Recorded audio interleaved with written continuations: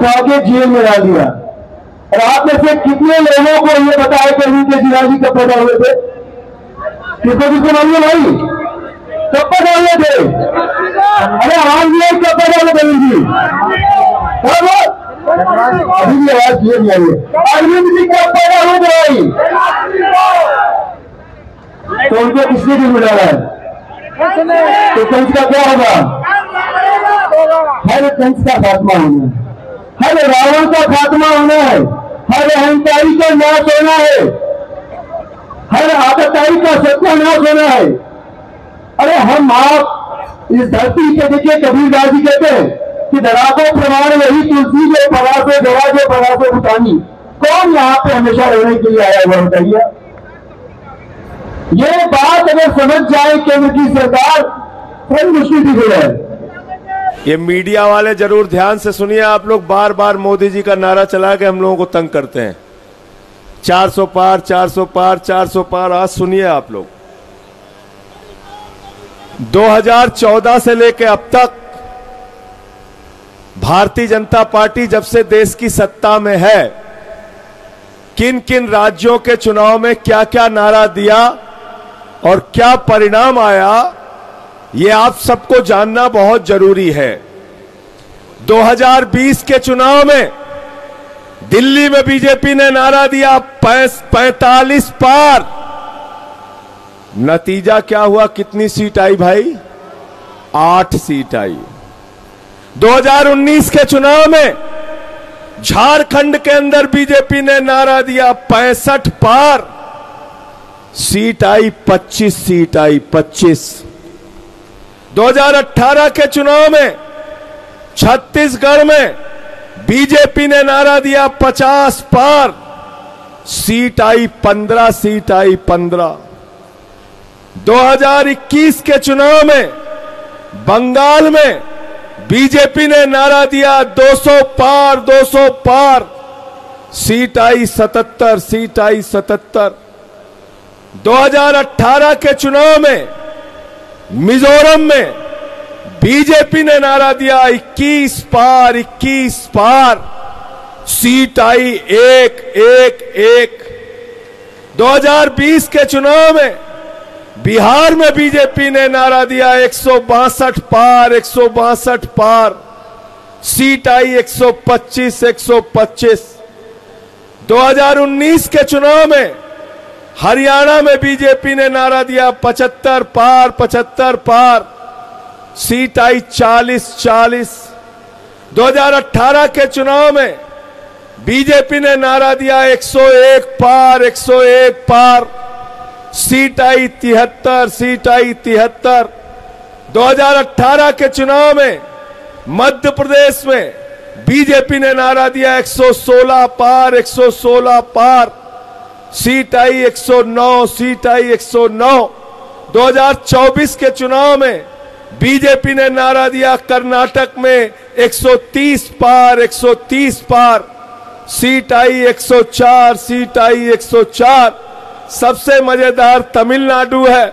2021 के चुनाव में तमिलनाडु में बीजेपी ने नारा दिया 118 पार 118 पार, सीट आई मात्र 4 सीट आई मात्र 4।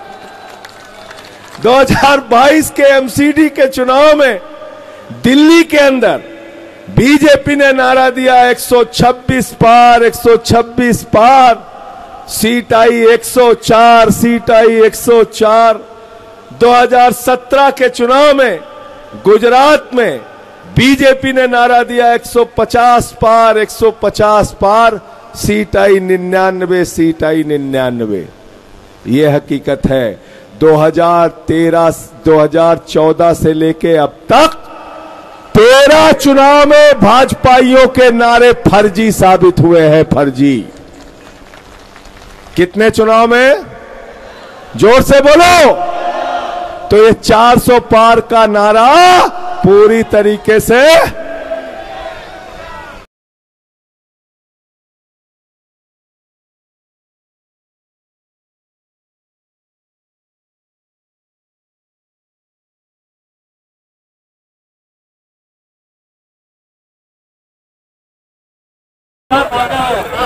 आम आदमी पार्टी के तमाम यहाँ कार्यकर्ता पदाधिकारी विधायक काउंसिलर सब मौजूद है। यहाँ एक सामाजिक जो उपवास रखा गया अरविंद केजरीवाल के समर्थन में रखा गया, लेकिन इस उपवास से देश में क्या संदेश देना चाहते हैं। यहाँ मेरे साथ आम आदमी पार्टी के पदाधिकारी भाई अंजुम भी मौजूद है, जिला से जो डीसी जहाँ है हमारे साथ वो भी मौजूद है। आइए जानते हैं कि इस उपवास से देश में क्या मैसेज देना चाहते हैं।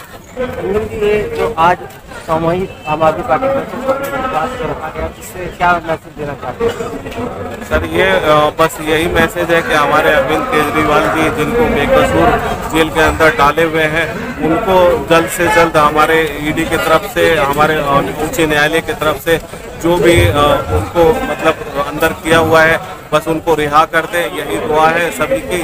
और हम तो मतलब अलग से रोज़ा भी हम लोगों का चल रहा है, रमज़ान का महीना है और 27वें रोज़ा है, आने वाले 3 दिनों बाद ईद है। हम ये दुआ करते हैं कि ये जो उपवास है ये भी कामयाब हो। हमारे रमज़ान के रोज़े के बाद हम दुआ करते हैं कि अल्लाह अरविंद केजरीवाल जी को जल्द से जल्द रिहा कर दें, और भी जो मनीष सिसोदिया जी हैं उनको और सत्येंद्र जैन है उनको सबको रिहा कर दें। बस यही हमारी दुआ है। और ये दुआ के साथ साथ आने 3 दिनों बाद हमारी ईद है। बस हम ये चाहेंगे कि जो ईद है हमारी डबल खुशी लेकर आए, एक तो हमारे ईद हो और दूसरी हमारी ईद में हमारे केजरीवाल जी हमारे साथ हों।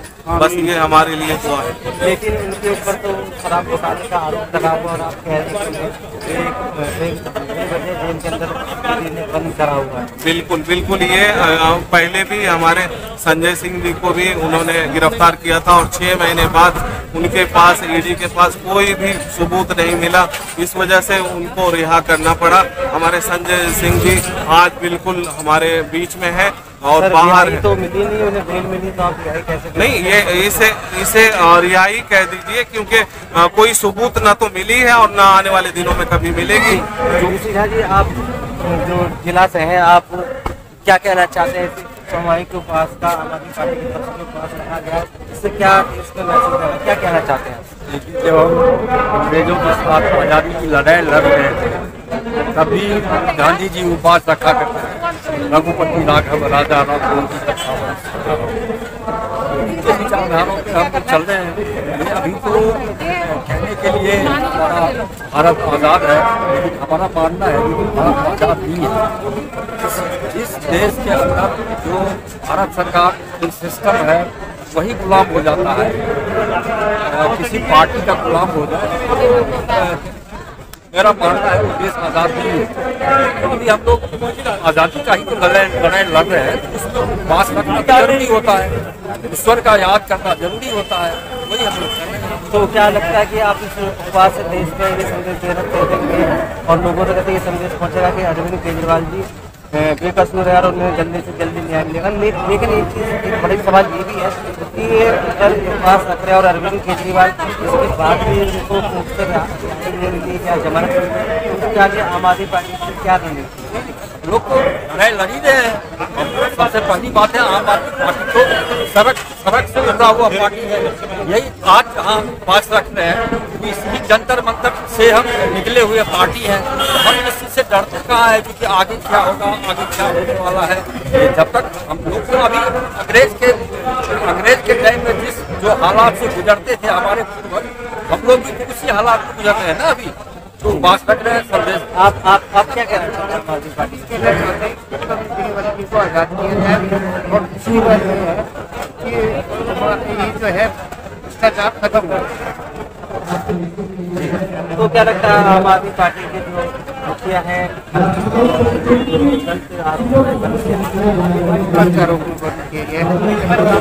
आपको आम आदमी पार्टी का कौन सा